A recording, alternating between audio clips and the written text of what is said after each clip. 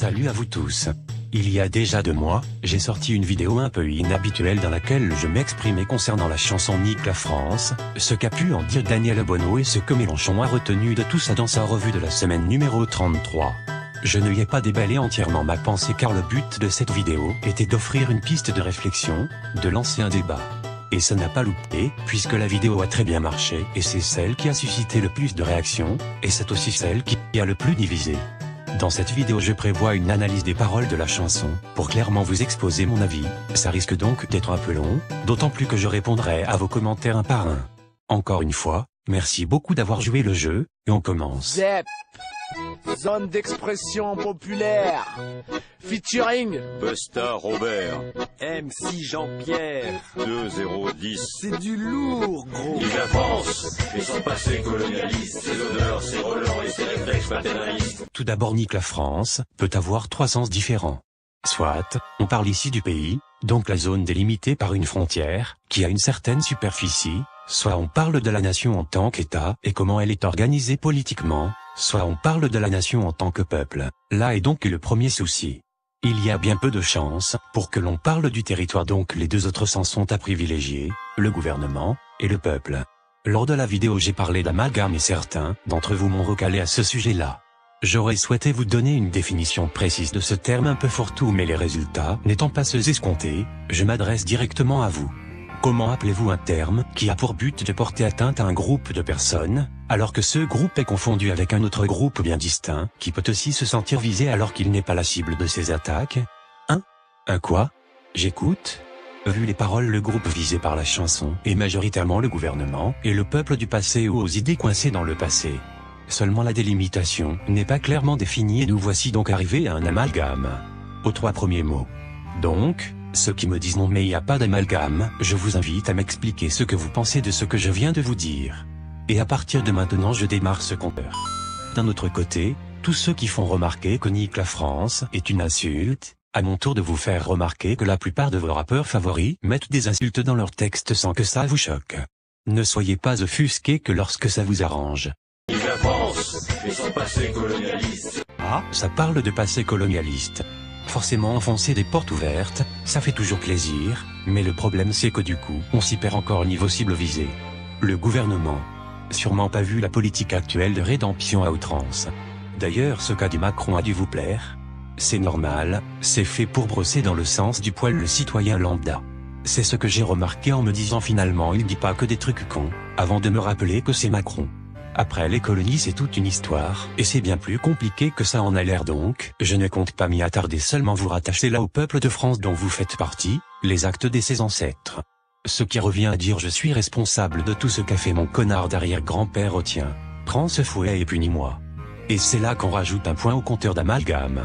Ensuite on parle de paternalisme, ce qui est un bon point puisque la France est connue pour, comme les États-Unis, s'engouffrer dans des conflits qui ne la concernent pas et déterminer ce qu'il est bon de faire, souvent même contre toute cohérence. À moins que vous entendiez par paternalisme le fait que le gouvernement décide tout à la place du peuple. Encore une fois la cible est mal définie et les mots n'aident pas. Cependant je ne parlerai pas d'amalgame ici mais juste de textes mal branlés. Vive la France et son histoire impérialiste, ses murs, ses remparts et ses délires capitalistes. Son histoire impérialiste, donc on est bien à parler du passé de la France et non pas de l'état actuel de la nation. Cela aurait été mieux de le dire clairement, mais au moins maintenant nous sommes fixés. Du coup quand la dernière fois, dans la parodie, je parlais de sales nazis et de Invasive Italie. Nique l'Allemagne, c'est tous des sales nazis. Nique aussi, c'est Invasive Italie. C'est ironiquement le genre de paroles qu'ils auraient pu écrire. Ses murs, ses remparts et ses délires capitalistes. Ces murs, ces remparts, désignent ici la volonté d'une partie du peuple de restreindre ses frontières, et encore une fois on appose cette idée sur toute la nation. Encore un point amalgame. Et les gars, ralentissez, on n'en est encore qu'au refrain.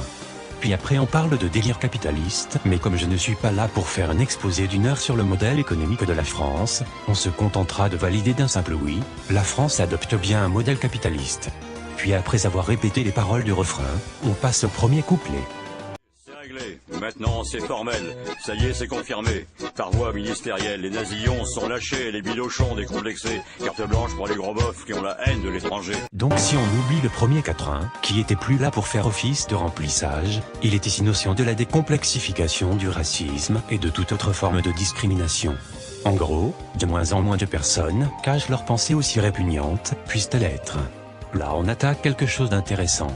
Il y a une cible de définie, et la montée du racisme assumé ou racisme premier degré comme je l'appelle. Là c'est du bon texte. En plus ils ont réussi à caser une belle antonymase avec les bidochons qui désignent les beaufs, entre de gros guillemets. Cliché du vieux français de souche ayant du mal à s'acclimater à l'environnement social moderne qu'est le nôtre actuellement. Petit bourgeois, démocrate républicain, ton pays est puant, raciste et assassin, tes lumières, tes droits de l'homme, soi-disant universels, un mythe, un mirage, un mensonge officiel. Là il s'agit d'une remise en cause des valeurs de la France dans leurs grandes lignes, comme les droits de l'homme, la démocratie, ce genre de choses. Et là encore un public est désigné. Bon du coup ça devient assez sophiste mais en mélangeant cette désignation de coupable avec les grosses généralisations d'avant, ça donne au final un résultat pas dégueu et bien équilibré. Petit donneur de leçons, petit gaulois de souche, arrête ton arrogance, arrête d'ouvrir ta bouche. Tu juges, tu critiques les Arabes et l'Afrique noire, mais balaye devant ta porte, regarde-toi dans un miroir. Oh putain ça y est il nous fait une David Lafarge. Pour ceux qui suivent pas, faire une David Lafarge c'est dire que la critique c'est pas bien parce que c'est méchant, de manière plus ou moins implicite. Et c'est vrai que le youtubeur critique il dit dans ses vidéos, et c'est vrai, en soi c'est vrai ce qu'il raconte. On n'incite pas à la haine, nous ne disons pas d'insulter. Mais ça, ces youtubeurs c'est très bien que ça part tout le temps comme ça. On est tout à fait en droit de critiquer l'immigration massive, sans pour autant être un vilain beauf raciste tu sais. Et même en supportant des valeurs socialistes on peut émettre un jugement sur l'accueil et l'intégration des nouveaux venus d'origine étrangère. Il y a une énorme nuance à faire entre critiquer et contester. Vous savez ce que ça signifie. Et oui, encore un point supplémentaire au compteur des amalgames. Bon. Comme je suis globalement d'accord avec le reste des paroles, je vais m'arrêter là pour l'analyse du texte et faire un rapide résumé de ce qui est dit dans le reste de la musique. On se fout des valeurs dites françaises car ceux qui prétendent porter ces valeurs sont des hypocrites, car ces mêmes valeurs tout comme l'histoire de la France, dont certains se vantent encore, est pleine de violence et de racisme. Les personnalités politiques dites socialistes ne sont pas exemptées de tout reproche car leur volonté de défendre le sans-papier et le sans-abri n'est qu'un moyen d'attirer les électeurs naïfs. Et les médias sont des outils de propagande pour faire passer les étrangers pour des barbares. Et vous savez quoi ? Ce n'est pas le message qui me dérange, car comme dit plus tôt je suis d'accord avec pas mal de leurs propos mais le problème ici c'est la maladresse avec laquelle ils sont formulés. Dans le même registre de dénonciation des travers de la France, pour donner un exemple, Renaud avait fait beaucoup mieux avec Hexagone, que je vous recommande d'écouter car bien qu'elle ne date d'une quarantaine d'années, elle est tristement criante de vérité encore actuelle. Et dans une autre chanson, il a dans une même veine exprimé son dégoût des valeurs soi-disant françaises non sans un certain panache. Je passerai sur le fait que cet anarchisme latent est d'autant plus ironique qu'il a voté Macron et l'a revendiqué. Disons qu'il gagne en âge ce qu'il perd en esprit. Maintenant que tout cela est mis au point, nous pouvons passer à la deuxième partie, tout aussi intéressante puisqu'il va s'agir de lire vos réactions à la première vidéo et d'y réagir dans le but d'enrichir le débat, déjà bien développé de base. Je ne suis pas spécialement contre les idéaux des insoumis, mais je n'aime pas Jean-Luc Mélenchon. Une discussion avec un opposant et on en arrive au point Goldvin en 30 c'est soit le type en face soutient le système, soit c'est impuissant, soit c'est un intolérant. Avoir une discussion diverge de son avis semble impossible. Je ne suis pas entièrement d'accord, mais il est vrai qu'il en vient parfois à ce genre de raccourci, et la RDLS 33 en est justement la preuve. Après je n'ai pas vu toutes ces apparitions donc je ne peux pas avoir de point de vue global sur la question. Personnellement, je suis un insoumis et je trouve que tu as totalement raison sur l'intervention de Mélenchon. On aurait dit qu'il réagissait comme un JW en sueur devant tout ce racisme, misogynie. Alors que ce n'en est absolument pas, sur ce coup-là je reconnais qu'il m'a déçu. Cela fait plaisir d'avoir des avis d'insoumis, puisque j'en avais d'ailleurs demandé à la fin de ma vidéo et ce commentaire est une belle preuve que contrairement à ce que certains veulent faire croire, les insoumis ne sont pas des moutons qui suivent leur leader sans se forger d'opinion. Si la merde va faire autre chose.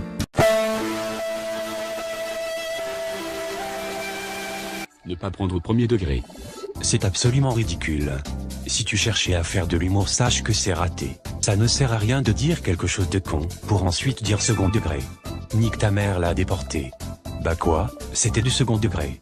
D'ailleurs Alex a très bien expliqué ça mais pour le Varage et ailleurs, j'ai mis des réserves car il est abonné à la chaîne. Je dirais que c'est plutôt une tentative d'humour raté, et comme ça peut arriver à tout le monde, on va pardonner pour cette fois. Je pense que la France mérite qu'on l'aime, mais aussi qu'on s'en branle et également qu'on lui chie dessus. Vu l'actualité, lui chier dessus me paraît plus urgent, même si c'est très injuste. Je suis plutôt d'accord avec toi. Tant qu'à parler de la France comme une entité, autant parler du bon comme du mauvais. Mais j'y reviendrai à la fin de la vidéo. Toutes les putes qui soutiennent Obono, niquez vos mères. Alors toi tu vas commencer par te calmer tout de suite. Réémigrons cette pute, avec les Français moralistes ethnomasochistes. Qu'est-ce que j'ai dit? Tu fermes ta gueule. Merci. Là encore, très bonne réaction de Benil, avec le plus grand respect possible. Heureusement que la majorité d'entre vous fait preuve de respect et d'un peu de bon sens. Ce qui est dérangeant, c'est de traiter de racistes des gens qui vous accueillent, de venir donner des leçons de morale à un pays qui vous fait vivre. Je ne suis pas vraiment d'accord avec toi, car comme l'on a pu le constater plus tôt, le public visé par la musique n'est pas la France entière. Mais là encore, c'est l'une des conséquences de l'absence de cible prédéfinie dans les paroles. Très bonne réponse de Benil, encore une fois. Tout est dégoûtant, il faut bien se défendre, non. Nous les insoumis on n'arrête pas de nous taper dessus. Résistance. L'acharnement médiatique envers la France insoumise, j'en ai déjà parlé donc, je ne reviendrai pas dessus. Et puis accuser tout et n'importe de quoi de relever du racisme ou machisme n'est pas la meilleure manière de se défendre. Salut le respect. Ta vidéo est juste géniale. Quand est-ce que la prochaine vidéo sort? Je t'ai laissé un like sur ta vidéo et je me suis abonné. Vous voyez, ça c'est ce que l'on appelle un spam. Et c'est très déconseillé quand on se lance sur YouTube. Mais je reviendrai là-dessus et je reparlerai aussi de Oursport Productions. Il faut à certains un piqûre de rappel. Je suis allé voir l'article et outre le fait que la forme me déplaise fortement, je n'ai pas eu l'envie de lire l'article quand j'ai vu que les commentaires étaient désactivés et que les seuls commentaires présents parlaient d'exemples pris hors contexte. Mais si certains souhaitent se faire un avis développé et personnel à ce sujet, je vous invite à aller jeter un coup d'œil, le lien est en description. Intéressant, donc pour toi dire nique la France et son passé colonialiste, c'est amalgamer tous les Français? Sérieux, faut faire un petit effort. Cette chanson n'insulte pas la France en général mais une partie de la France, qui sent quand même vachement la merde. Ensuite pour dire que ce n'est pas du racisme et qu'évidemment ils auraient fait la même à Mélenchon s'il avait défendu ce texte comme Obono. Tu t'es planté gars, vraiment. Eux Coquerel et Besancenot ont tous les deux signé cette tribune avec Obono. Pourtant ils ne leur ont jamais posé ces questions, à l'époque comme de nos jours. Donc oui, s'ils ont cherché à l'attaquer sur ce sujet c'est évidemment parce qu'elle est noire. Qu'elle soit une femme en l'espèce on s'en cogne c'est secondaire, ou alors faut prouver que les journalistes sont des lâches qui n'auraient pas osé faire cela à un homme. Compliqué à démontrer et vous pouvez prétendre que le journaliste n'a fait que suggérer de dire vive la France. Mais vous savez très bien qu'avec un sujet pareil, le journaliste sous-entendait très clairement qu'elle doit dire vive la France, sinon ça veut dire qu'elle n'aime pas son pays d'accueil. Car évidemment on pose pas cette question à un blanc, qui s'appelle Jean-Luc ou Benoît. Première chose à faire remarquer, Jean-Luc Mélenchon est d'origine marocaine donc le coup du on ne lui pose pas la question parce qu'il est français ne marche pas dans ce cas-là. Ensuite si, cette chanson insulte la France en général. Que ce soit directement, ou en l'associant aux quelques cas dont il parle, comme les racistes décomplexés par exemple. Ensuite, je dois avouer ne pas être au courant pour Besancenot et Coquerel, mais d'autres paramètres que la couleur de peau sont à prendre en compte, comme les personnes qui ont fait les recherches pour les interviews, les résultats sur lesquels ils sont tombés, etc. Enfin en ce qui concerne l'histoire des suggestions, il est vrai que j'ai mal choisi mes mots. Cependant tu seras d'accord avec moi pour dire qu'entre la version de Mélenchon Voilà, dictez pour crie vive la France. et ce qui s'est réellement passé, Avec votre parcours d'être devenu député, vous dites vive la France? il y a une nette différence. Avant de passer au gros du débat, je voulais faire un bigot troll qui est apparu tout récemment dans l'espace commentaire de la vidéo. Donc coucou troll, au revoir troll, maintenant on retourne au sérieux. Je remercie Charlie pour sa participation au débat, qui a beaucoup contribué à me rendre fier de cette vidéo car l'objectif premier de cette chaîne est de susciter le débat, et ça n'a pas manqué. J'en profite rapidement pour rappeler aux intéressés que j'ai créé un Discord pour ceux qui veulent discuter ou même partager. Je ne détaillerai pas le débat qu'il y a eu ici car j'estime que toutes les réponses nécessaires ont déjà été données dans cette vidéo-ci. Si vous souhaitez lire le débat en entier, je vous renvoie à la vidéo en question, vous pourrez le lire épinglé en haut de l'espace commentaire. Ça y est, toute cette histoire est bien finie. Bon, pas vraiment puisque je reste ouvert à toutes sortes de débats en commentaire et si vous avez des questions, à propos de points sur lesquels je n'aurais pas été clair, posez-moi des questions et j'y répondrai comme je peux. Encore merci pour votre participation, et pour vos retours. Je suis content de pouvoir créer ce genre de débat, et encore plus fier de voir que ça vous plaît à vous aussi. Je vous invite à me rejoindre sur Twitter, si vous souhaitez me voir apparaître plus souvent, ou même, et ce serait encore mieux, vous pouvez rejoindre le Discord, car là seules 2 personnes sont venues taper la discute. Donc vous rejoignez le Discord, c'est un ordre. Qu'est-ce qui pourrait donner envie de le rejoindre? Je sais, la voix. Un jour je le promets vous entendrez ma voix, et ça se fera d'abord par le Discord. Donc le partage si vous avez aimé la vidéo, le like si vous voulez me soutenir, l'abonnement si mon contenu en général vous plaît, d'autant plus qu'il est maintenant hebdomadaire, le Twitter pour plus d'apparitions, et enfin le Discord pour toutes sortes de discussions. Merci d'avoir écouté jusqu'au bout, c'était le respect, et à la semaine prochaine.